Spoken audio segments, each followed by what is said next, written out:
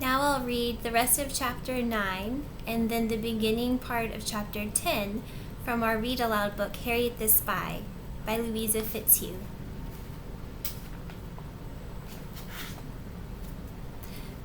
She slammed her book, suddenly terrible grumpy. She decided to go over to Janie's house to practice, even though she had no desire to roll around on the floor. When she got there, she saw that Pinky Whitehead and Carrie Andrews were there too. She went over to Janie and whispered in her ear, "What is he doing here? Pinky Whitehead is all I need today." "I can't help it," Janie said apologetically. "Carrie Andrews is the middle and Sport and Pinky are the two legs on the turkey. They all have to be together to practice." "Well," and Harriet felt suddenly terribly evil, "I don't like it." Janie looked at her in the strangest way. "What do you mean you don't like it?" "I just don't like it, that's all," Harriet said mysteriously and moved away. She saw Janie looking at her in a terribly irritated way a few minutes later. But that might have been because Harriet had almost rolled into the lab table. Janie was trying to be a squash by laying in a sort of pulpy way, flat on the floor. Every now and then, she jumped a little, as though the squash were being boiled. "That's terrible," said Harriet meanly. "What was that you said?" asked Janie from her flattened position. "You look like you're burping." Sport and Pinky, who were doing handstands on either side of a humped-up Carrie Andrews, collapsed in laughter. "I don't know what you're laughing at, Sport. You look ridiculous." Harriet was in an oh-so-vile mood all of a sudden. Sport looked at her wide-eyed and then said, "What do you think you look like, rolling around like that?" "I look like an onion!" Harriet screamed, and immediately thereafter felt totally frantic, as though she would burst into loud baby sobs at any minute. She got up and ran for the door. As she was going down the steps, she heard Sport say, "What's the matter with her?" And Janie replied, "Boy, what a pill she was today." Harriet ran all the way home and all the way up to her room, where she flung herself on the bed and cried with all her might. That night she had a terrible nightmare. Old Golly was rolling around on the floor and cawing like a crow. She kept coming at Harriet, and Harriet would run. Old Golly's eyes were red-rimmed and a shining blue. Her face had black feathers suddenly and a big yellow beak with teeth. Harriet screamed in her dream. She must have been screaming in her sleep because her mother came and held her until she went back to sleep. In the morning before school, she wrote in her notebook, "Something terrible is going to happen. I know it. Every time I have a bad dream, I feel like leaving town. Then I feel something terrible is going to happen. And this is the worst dream I've ever had in my whole life." That was the end of chapter 9. It sounds like Harriet's really having a hard time since Old Golly left. Chapter 10. That day after school, everyone felt in a good mood because the weather was suddenly gay and soft, like spring. They hung around outside, the whole class gathered together, which was something that they never did. Sport said suddenly, "Hey, why don't we go to the park and play tag?" Harriet was late for her spying, but she thought that she would just play one game and then leave. They all seemed to think that this was a smashing idea, so everyone filed across the street. The kind of tag they played wasn't very complicated. In fact, Harriet thought it was rather silly. The object seemed to be to run around in circles and get very tired. Then whoever was it tried to knock everyone else's books out of their arms.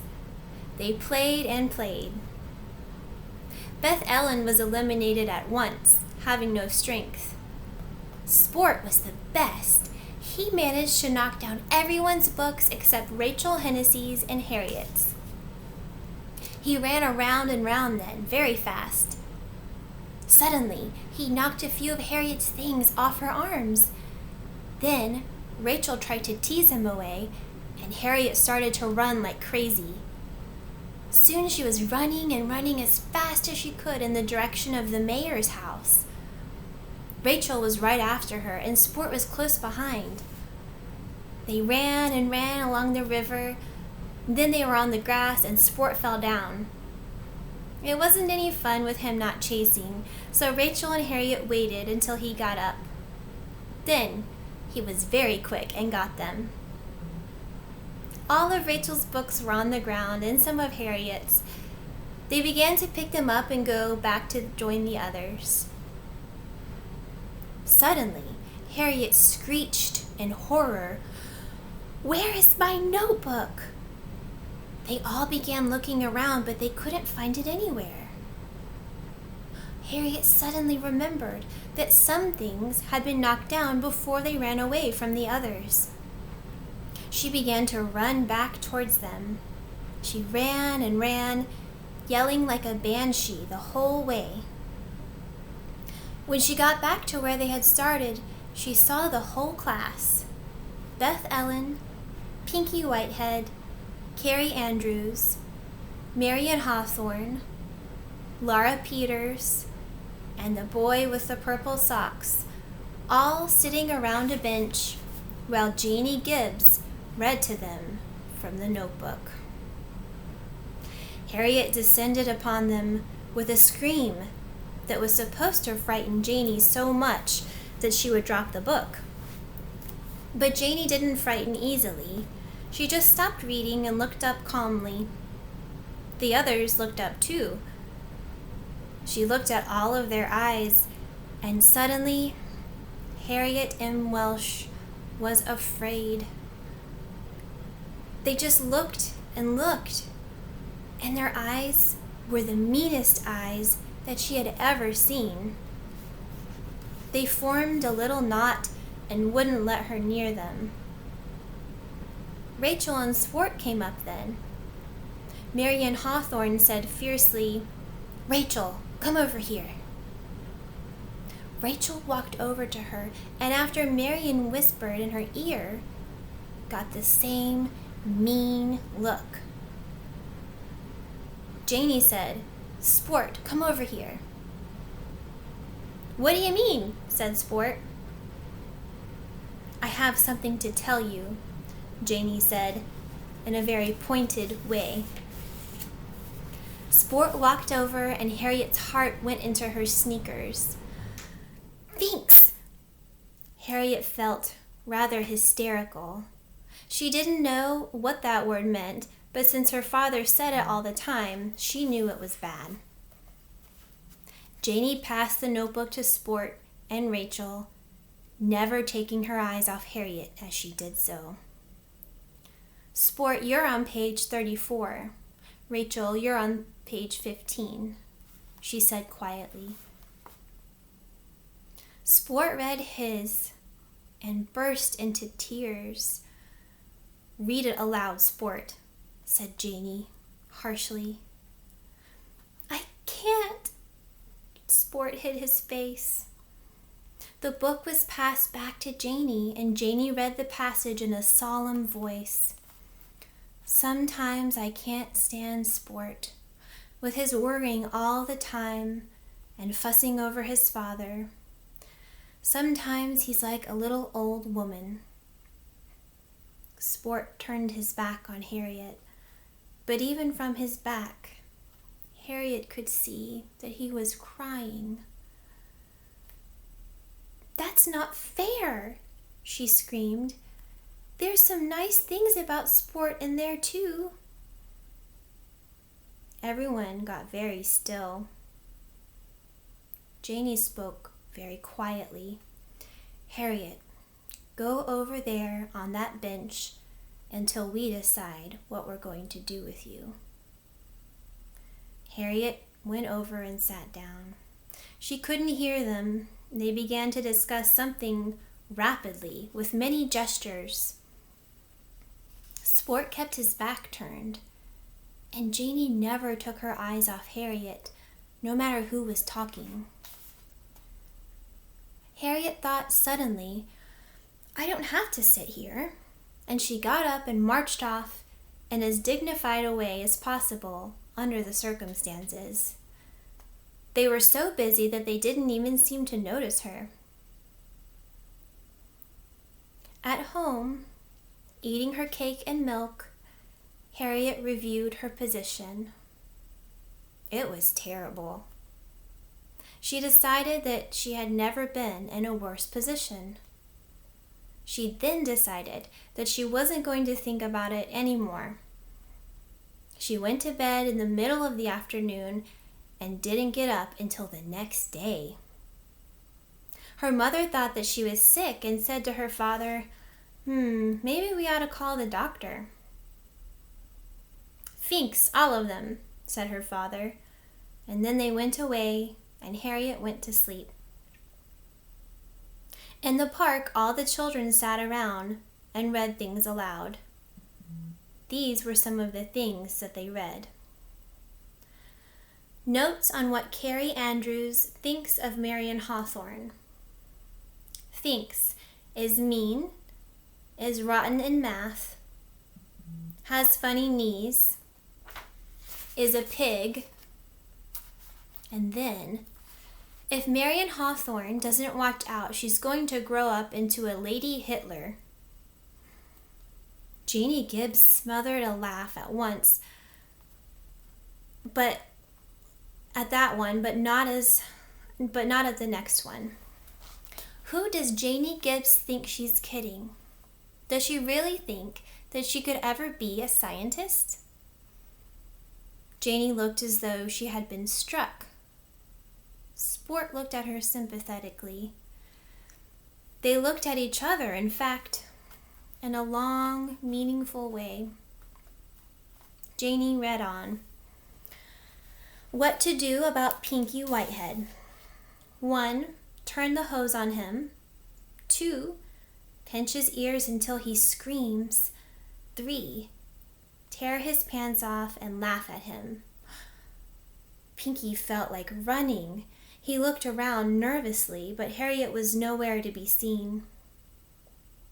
There was something about everyone. Maybe Beth Ellen doesn't have any parents. I asked her her mother's name and she couldn't remember. She said that she had only seen her once and she didn't remember it very well. She wears strange things like orange sweaters, and a big black car comes for her once a week and she goes someplace else. Beth Ellen rolled her big eyes and said nothing. She never said anything, so this wasn't unusual. The reason Sport dresses so funny is that his father won't buy him anything to wear, because his mother has all the money. Sport turned his back again. Today a new boy arrived. He is so dull no one can remember his name, so I have named him the boy with the purple socks. Imagine, where would he ever find purple socks? The boy with the purple socks looked down at his purple socks and smiled. Everyone looked at the sock boy. Carrie spoke up. She had a rather grating voice. What is your name? Even though, by now, they all knew perfectly well. Peter, he said shyly. Why do you wear purple socks? Asked Janie. Peter smiled shyly, looked at his socks, and then said, Once at the circus, my mother lost me. She said after that, if I had on purple socks, she could always find me. Said Janie. Gathering courage from this, Peter spoke again. She wanted to make it a whole purple suit, but I rebelled. I don't blame you, said Janie. Peter bobbed his head and grinned. They all grinned back at him because he had a tooth missing and looked rather funny, but also he wasn't a bad sort, and so they all began to like him a little bit. They read on. Miss Elson has a wart behind her elbow. This was fairly boring, so they skipped ahead. I once saw Miss Elson when she didn't see me, and she was picking her nose. That was better, but they still wanted to read about themselves. Carrie Andrews' mother has the biggest front I ever saw. There was a great deal of tension in the group after this last item. Then, Sport gave a big horse laugh, and Pinky Whitehead's ears turned bright red. Janie smiled a fierce and frightening smile at Carrie Andrews, who looked as though she wanted to dive under the bench. When I grow up, I'm going to find out everything about everybody and put it all in a book. The book is going to be called Secrets by Harriet M. Welsh. I will also have photographs in it, and maybe some medical charts if I can get them. Rachel stood up. I have to go home. Is there anything about me? They flipped through until they found her name. I don't know exactly if I like Rachel or whether it is just that I like going to her house because her mother makes homemade cake. If I had a club, I'm not sure I would have Rachel in it. Thank you, Rachel said politely and left for home. Laura Peters left too after the last item. If Laura Peters doesn't stop smiling at me in that wishy-washy way, I'm going to give her a good kick. The next morning when Harriet arrived at school, no one spoke to her. They didn't even look at her. It was exactly as though no one at all had walked into the room. Harriet sat down and felt like a lump. She looked at everyone's desk, but there was no sign of the notebook. She looked at every face, and on every face was a plan. And on each face, the same plan. They had organization. I'm going to get it, she thought grimly. That was not the worst of all. The worst was that even though she knew she shouldn't, she had stopped by the stationery store on the way to school and had bought another notebook. She had tried not to write in it, but she was such a creature of habit that even now she found herself taking it out of the pocket of her jumper. And furthermore, the next minute, she was scratching in a whole series of things. They are out to get me. The whole room is filled with mean eyes. I won't get through this day. I might throw up my tomato sandwich. Even Sport and Janie.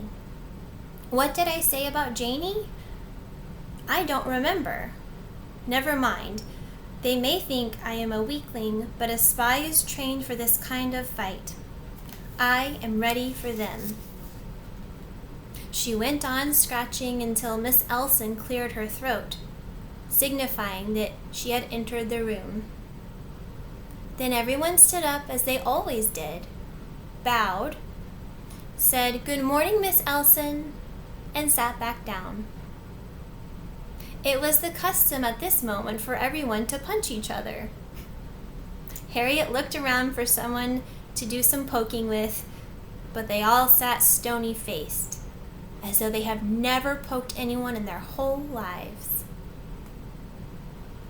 It made Harriet feel better to try and quote like old Golly, so she wrote, "The sins of the father." That was all she knew from the Bible besides the shortest verse, Jesus wept. Class began and all was forgotten in the joy of writing Harriet M. Welsh at the top of the page. Halfway through the class, Harriet saw a tiny piece of paper float to the floor on her right. Aha, she thought. The chickens. They are making up already. She reached down to get the note. A hand flew past her nose, and she realized that the note had been retrieved in a neat backhand by Janie, who sat to the right of her. Well, she thought, so it wasn't for me, that's all. She looked at Carrie, who had sent the note, and Carrie looked carefully away, without even giggling. Harriet wrote in her notebook, "Carrie Andrews has an ugly pimple right next to her nose." Feeling better, she attacked her homework with renewed zeal. She was getting hungry. Soon, she would have her tomato sandwich. She looked up at Miss Elson, who was looking at Marion Hawthorne, who was scratching her knee. As Harriet looked back at her work, she suddenly saw a glint of white sticking out of Janie's jumper pocket. It was the note. Perhaps she could just reach over ever so quietly and pull back very quickly. She had to see. She watched her own arm moving very quietly over, inch by inch. Was Carrie Andrews watching?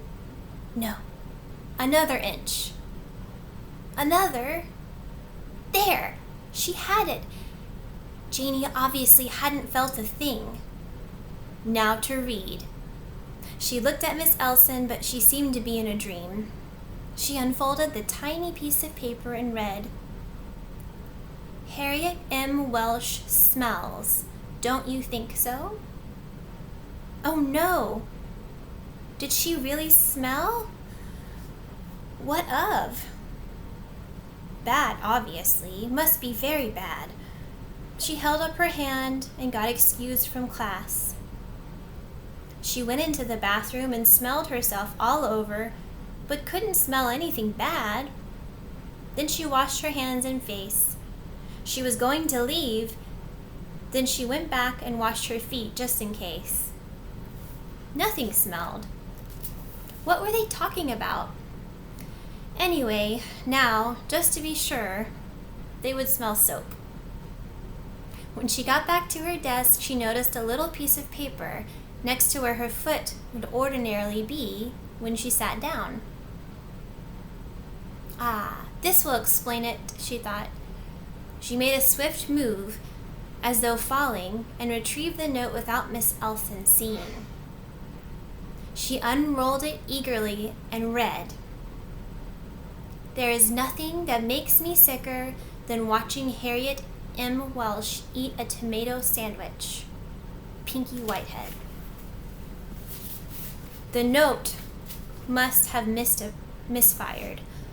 Pinky sat to the right, and it was addressed to Sport, who sat on her left. What was sickening about a tomato sandwich? Harriet felt the taste in her mouth. Were they crazy? It was the best taste in the world. Her mouth watered at the memory of the mayonnaise. It was an experience, as Mrs. Welsh was always saying. How could it make anyone sick? Pinky Whitehead was what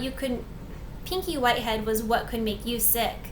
Those stick legs and the way his neck seemed to swivel up and down, away from his body. She wrote in her notebook, "There is no rest for the weary." As she looked up, she saw Marion Hawthorne turn swiftly in her direction.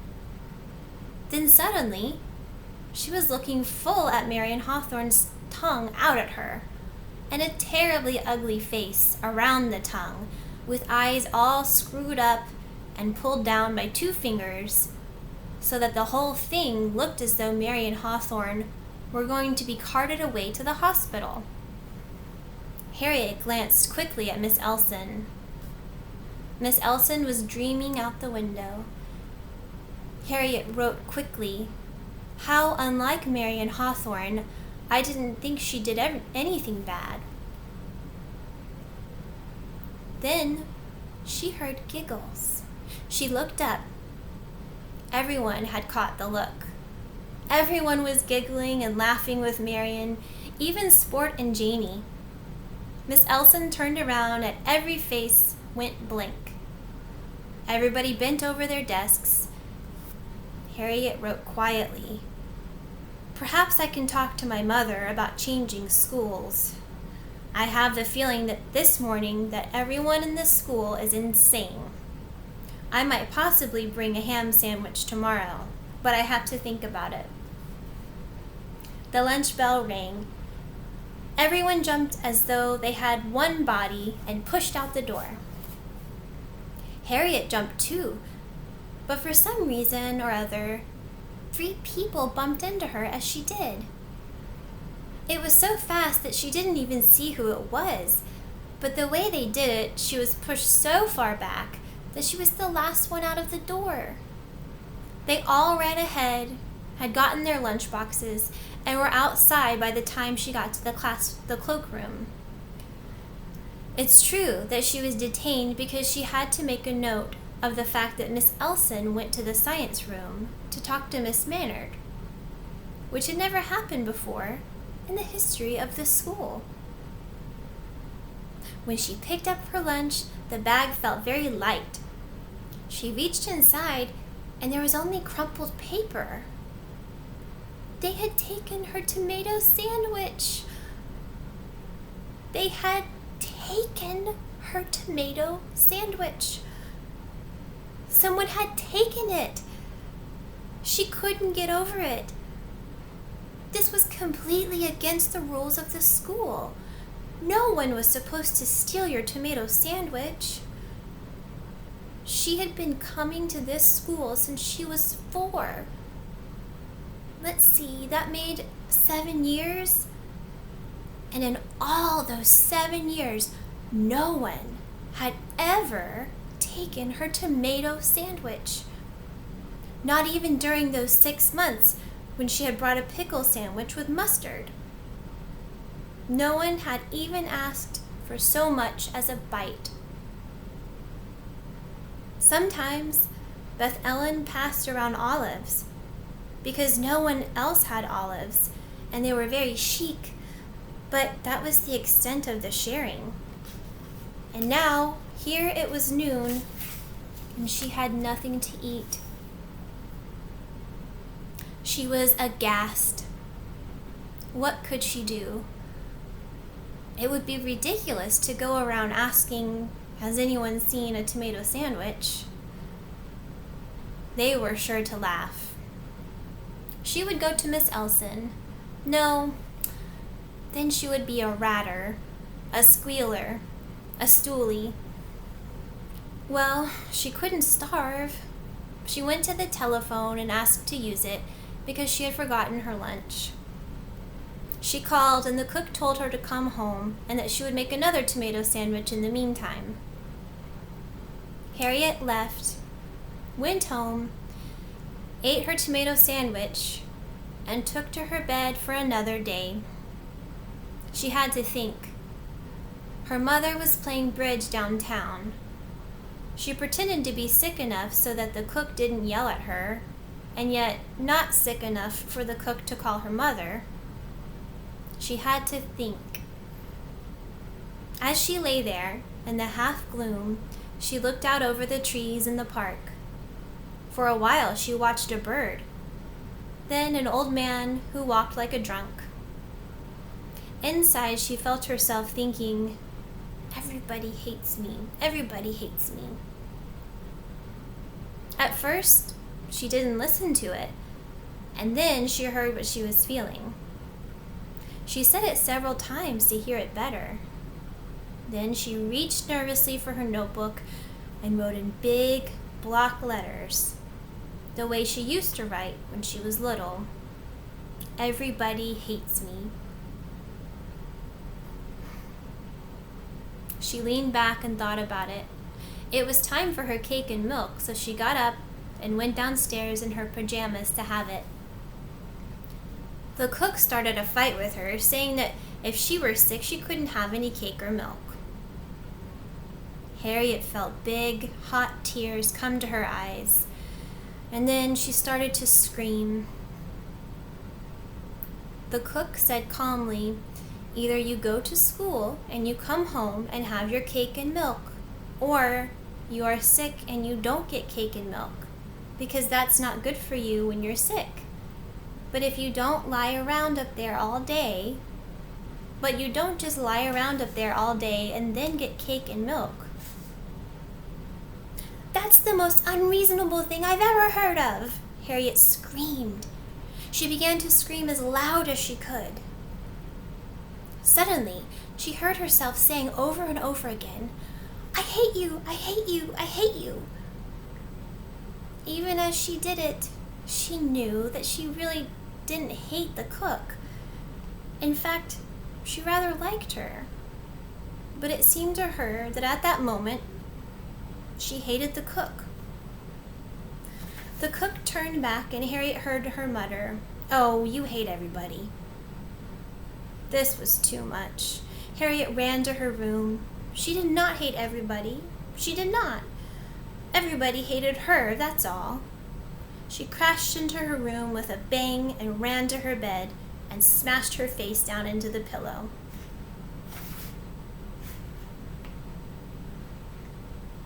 I'll stop there. We're about in the middle of chapter 10. Well, that chapter 10 so far has had a lot of hate in it. But I'm wondering, she thinks everyone hates her. Do they really hate her, or are they just have their feelings hurt? Because isn't there a difference? Hate is a very strong word. And she even said that she hated the cook, but then she thought, I don't really hate the cook. I think she just wanted cake and milk, and she couldn't have it, and she was already so upset. You can be upset with someone without hating them. You can even be upset with them for a long time without hating them, of course. But you know what I thought was really interesting was how everyone reacted to what they read in Harriet's journal. Most of the children were upset. Sport cried. Some of the kids walked away after they heard they were so upset. But the boy with the purple socks was not upset. He didn't seem to mind that she thought his purple socks were weird. And in fact, it made him smile because he remembered a funny story about why he wore the purple socks. Isn't that interesting that he had that reaction? Instead of having his feelings hurt, he just didn't mind that that's what she thought about him. I wonder if you've ever had your feelings hurt.